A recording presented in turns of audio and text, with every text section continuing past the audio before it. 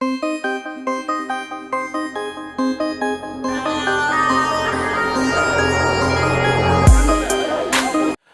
वालेकुम दोस्तों, उम्मीद करता हूं आप सब खैरियत से होंगे। दोस्तों, आज की इस वीडियो में इंडिया और सऊदी अरब की कुछ नई और बड़ी खबरें आप लोगों के साथ में शेयर करने वाला हूं, तो इस वीडियो को पूरा जरूर देखें ताकि पूरी जानकारी आप लोगों को मिले। आज की इस वीडियो में सऊदी अरब के अंदर रमजान के शुरू होते ही गैर मुल्की लोगों के ऊपर की जाने वाली एक बहुत बड़ी कार्रवाई के बारे में आपको बताने वाला हूं। साथ में रमजान शुरू होते ही सऊदी अरब के अंदर कुछ तरह के लगेज बैग पर भी प्रतिबंध लगा दिया गया है, जिसके बारे में भी आगे चल के आपको बताने वाला हूं। इसके अलावा कल अपने इंडिया के अंदर मुसलमानों के हक में आने वाले एक बहुत बड़े फैसले के बारे में भी आपको बताने वाला हूं। तो इन सारी खबरों के बारे में जानने के लिए एक बार फिर से आप सबसे रिक्वेस्ट है कि इस वीडियो को शुरू से लेकर अंत तक जरूर देखें। तो आज की इस वीडियो में सबसे पहले बात कर लेते हैं अपने इंडिया की कुछ नई और बड़ी खबरों के बारे में, जिसमें सबसे पहले कल अपने इंडिया के अंदर मुसलमानों के हक में आने वाले एक ऐसे फैसले के बारे में आपको बताना चाहता हूं, जिसकी चर्चा कल से पूरे भारत के अंदर हो रही है। तो देखिए, शायद आप लोगों को याद होगा कि 2018 में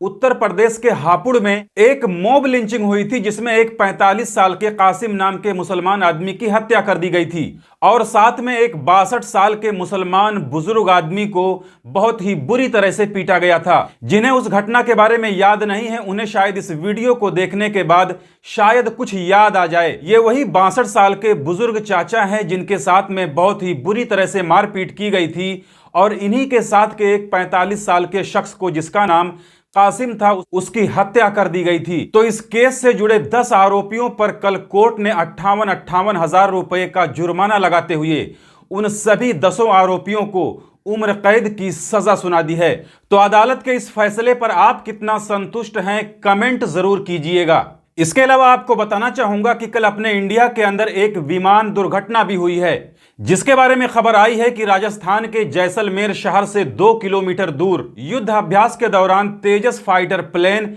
एक हॉस्टल के ऊपर गिर गया था। लेकिन इस विमान दुर्घटना में किसी की जान नहीं गई है और उस विमान को उड़ाने वाले 2 पायलट भी विमान के नीचे गिरने से पहले ही पैराशूट के साथ नीचे कूद गए थे, जिस वजह से वो लोग भी सुरक्षित बच गए हैं। इसके अलावा आप बात कर लेते हैं सऊदी अरब की कुछ नई और बड़ी खबरों के बारे में, जिसमें सबसे पहले आपको बताना चाहता हूं कि कल रियाद के अंदर एक बार फिर से मस्जिदों के बगल में बने वर्करों के कमरों में मस्जिद का पानी और बिजली इस्तेमाल करते हुए पकड़ा गया है। यानी मस्जिदों के बगल में गैर मुल्की वर्करों को रहने के लिए जो कमरे दिए गए थे, उसमें मस्जिद की बिजली और पानी को चोरी करके इस्तेमाल किया जा रहा था। तो शायद आप लोगों को याद होगा कि इसी तरह से पिछले साल भी कई लोगों को मस्जिद की बिजली और पानी चोरी करने के इल्जाम में पकड़ा गया था। इसके अलावा रमजान शुरू होते ही टूरिज्म मिनिस्ट्री की टीमों ने होटलों की तफ्तीशी कार्रवाई तेज कर दी है, जिसमें पिछले 2-3 दिनों में ही मक्का और मदीना में करीब करीब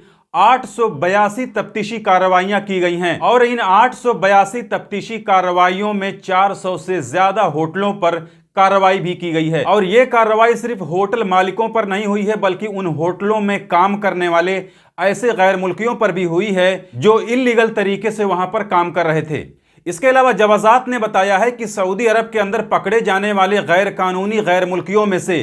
पिछले महीने में यानी शाबान के महीने में 17,509 गैर मुल्कियों को जेल हुई है, जुर्माने हुए हैं और उन्हें उनके मुल्क डिपोर्ट किया गया है। इसके अलावा हरमैन शरीफैन के इंतजामिया की तरफ से बताया गया है कि रमजान के शुरू होते ही मक्का हरम शरीफ के अंदर बड़े बैग और लगेज को ले जाने पर पूरी तरह से पाबंदी लगा दी गई है और साथ में हरम शरीफ के कॉरिडोर वगैरह में सोने पर भी पाबंदी लगा दी गई है, ताकि हरम शरीफ में आने वाले जायरीन को कोई तकलीफ ना हो। तो देखिए, लोगों के लिए यह हिदायत 1 महीना पहले ही जारी कर दी गई थी, लेकिन ये नियम रमजान शुरू होते ही पूरी तरह से लागू कर दिया गया है।